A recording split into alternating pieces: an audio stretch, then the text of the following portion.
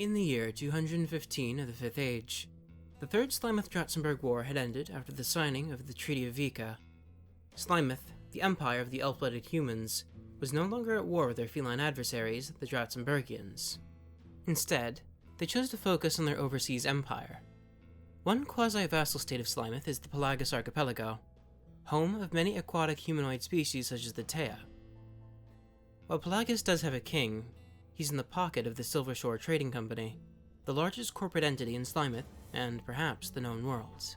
In the year 216 of the Fifth Age, a year after the signing of the Vika Accords, the Silver Shore Company wished to make a grand exhibit dedicated to the accomplishments of all species and peoples across the world, as well as showcase various new inventions, art, and other such things, as well as open up a place, one of the first of its kind to add an extra revenue, a theme park. In 218, the construction of the exhibition on the Pelagian Isle of Kainuu was complete, filled with thrill rides, various stalls filled with exotic and more mundane delicacies. Loudspeakers emitted wondrous music that evoked feelings of joy, curiosity, and whimsy. The stage was set for possibly one of the greatest events in the history of the world. A Slimethian artist, chef, surgeon, inventor, and alchemist, an individual of elven ancestry named Lysarthir Mirellion, had taken up a great interest in the idea of a grand exhibition and helped to fund this event and even took up residence on the island of Kainuu. Unbeknownst to all on the island during the construction period, Lysarthir wished to turn this place into an exhibition of his own design. Well, yes, he was very enthused about the idea of a grand gallery where whimsy and fun could be found. He wanted to fulfill his vision of what this would look like. During the Third Slimeth-Dratzenberg War, only a short time prior, Lysarthir had been working as a combat medic on the front lines. Due to his high-class upbringing, elven ancestry, and immensely good looks, he was always a vain person. As a child, he was seen dissecting and playing with deceased animals, and making disturbing drawings of various faces. Always good-looking, mind you, but they would always have an eerie, forced smile. His parents, descendants of great elven kings, had instilled in him a great sense of pride. If he did not meet the standards of either his father or his mother, he would face punishment. If he did not stand up straight, wasn't exactly punctual for dinner, or chew with his mouth closed as a perfect gentleman should, he would be caned. On one occasion, when he woke his parents up for the third time in a night, due to seeing a smiling creature in his room that night, he would be placed in a barrel in the wine cellar for 2 days. The only thing he could see from out of the barrel was that same creature that caused him to get into trouble. On the front lines, he saw death, misery, pain, soldiers crying out for their mothers, those that he could not save, bodies and faces mangled beyond repair. He would eventually be shot in the head by a Dratzenbergian officer's sidearm, but somehow he survived. He awoke in a field hospital and saw that his face had been permanently marked where the bullet had made its impact. The scar was surprisingly minor, but this didn't really matter to the young Lysarthir.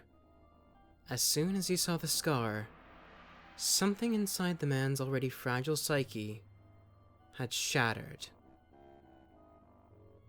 After he was honorably discharged, he began to set his mind to be the best at whatever interested him. Cooking, medicine, art.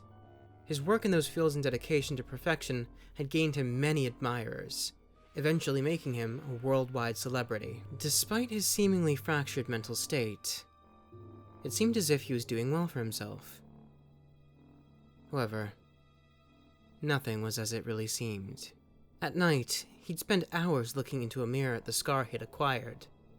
He was able to minimize its prominence by using a clever application of makeup, but he couldn't change the fact that it was always there.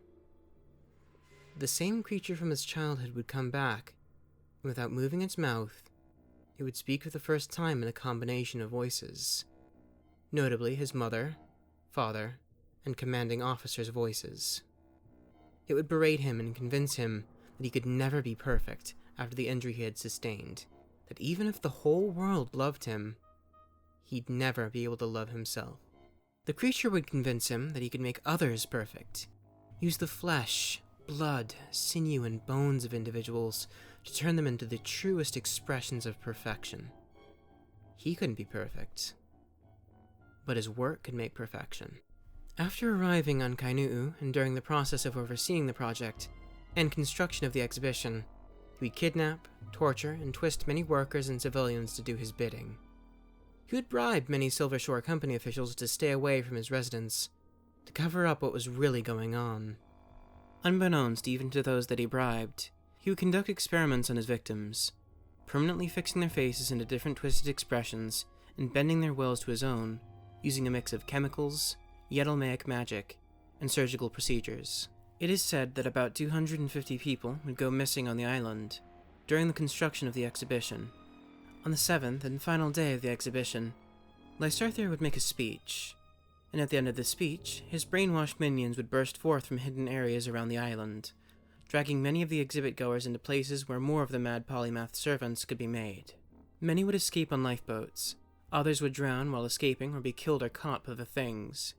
This island could now be a permanent place dedicated to his own work and the pursuit of perfection. After Lysarthir gained control of the exhibition, he took over the speaker system on the island and dared anyone to come in after him, so that they may join his special exhibit. An unnamed survivor of the attack by Lysarthir's minions is said to have been able to survive 8 months on the island.